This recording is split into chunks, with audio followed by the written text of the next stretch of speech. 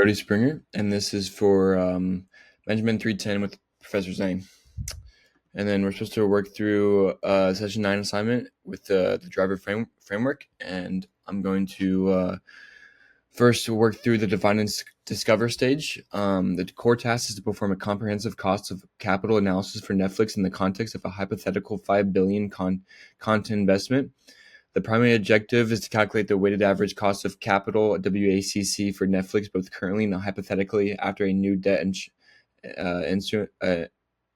issuance, and use this to inform the content investment decision.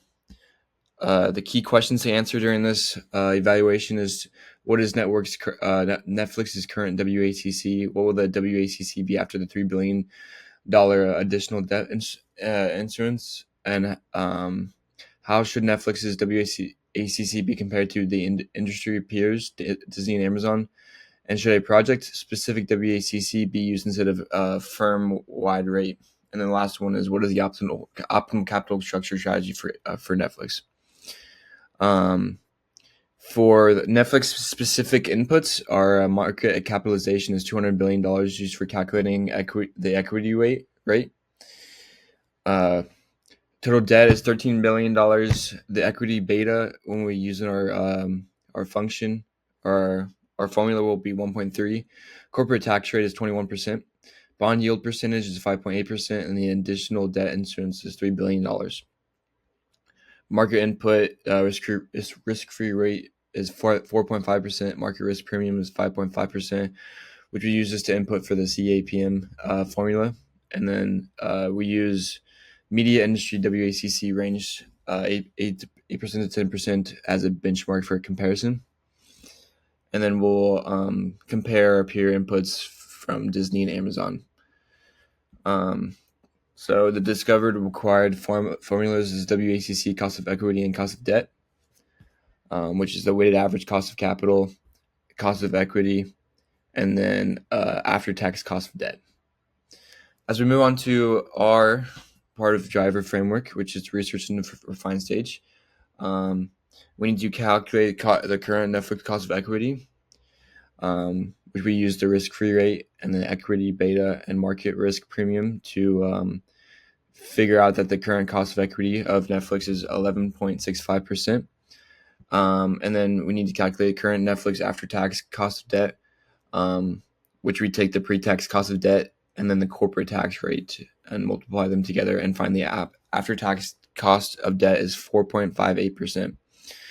Next, we need to determine the current capital structure weights. To calculate this, we need the market value of equity, which is $200 billion, market value of debt, which is $13 billion, and then the total firm value, which is $200 billion plus $13 billion, is $213 billion. So for Netflix, they have an equity of $200 billion, which is 93.9% weight, and the debt is 6.10% with a $13 billion. And then as we continue on to calculate the current Netflix WACC, we figure out that the Netflix's current WACC is 11.21%.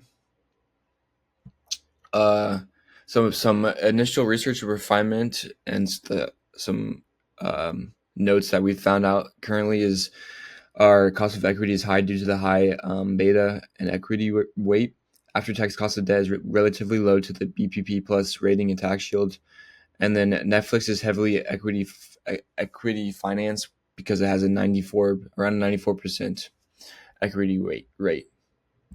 As we continue, we need to calculate the impact of the $3 billion debt instruments on Netflix's capital structure and WACC. The assumption of this calculation is that the cost of equity and after-tax cost of debt remains constant, as a marginal change in debt is unlikely to immediately change the company's credit rating or risk profile significantly. And so with this $3 billion debt instruments, the new debt would be $16 million instead of $13 billion. And so the new total firm value would be $216 billion. So the new WACC would be 11.13%. And then if we compare that to the current, which was 11.21%, we have an 0.08% reduction when we have this $3 billion debt insurance.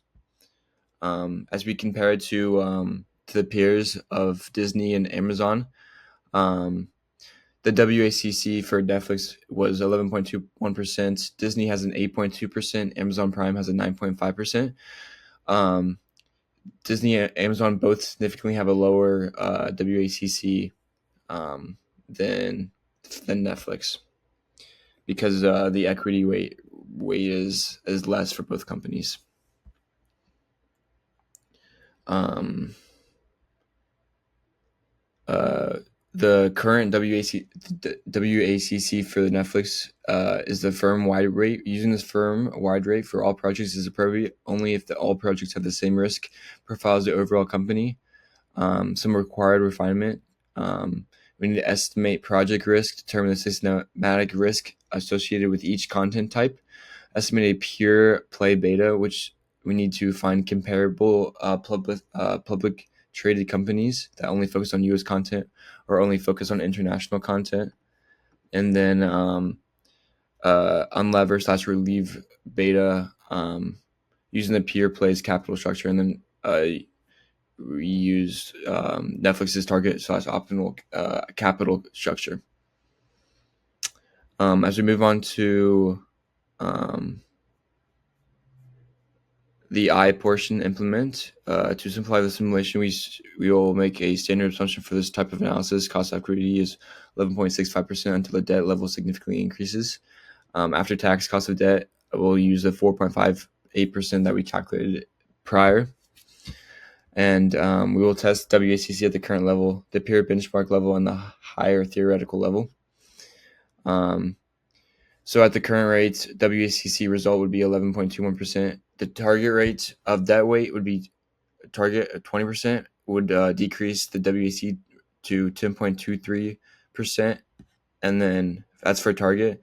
And then Disney's 30% debt rate weight would result in a 9.5%, which approaches targets. And then the hypothetical 40%, we'd have a 8.9% WACC.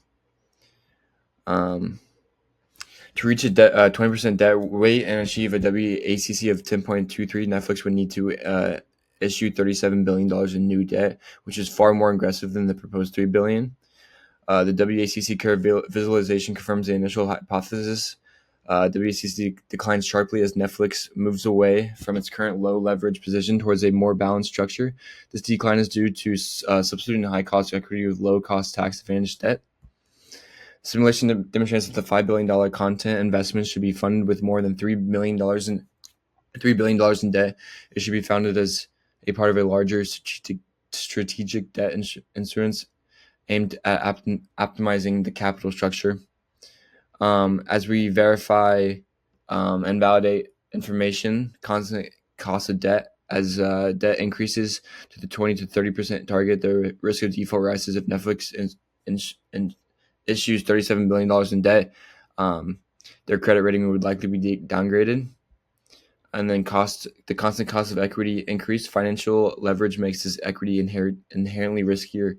The equity beta should increase as debt increases. Conclusion of verification: the calculated WACC of 8.9% at 40% debt weight is likely too low in a real world scenario because the simulation ignores the rising cost of risk.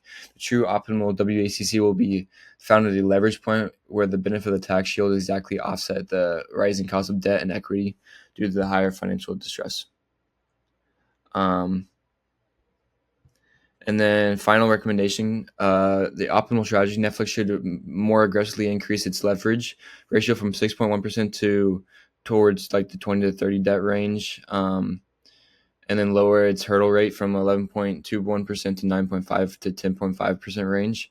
The $5 billion content investment decision should be executed as a part of a larger strategic debt insurance that optimizes the capital structure rather than just marginal $3 billion in debt proposal.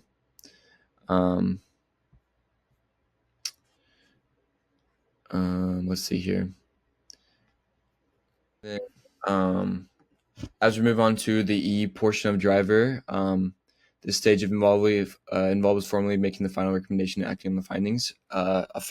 We officially recommend that the $5 billion content investment be approved because its expected return should easily exceed the WACC, especially if Netflix executes the strategic debt insurance, which lowers the hurdle rate. So if they issue $37 billion in debt, they will lower their hurdle rate, which is the WACC.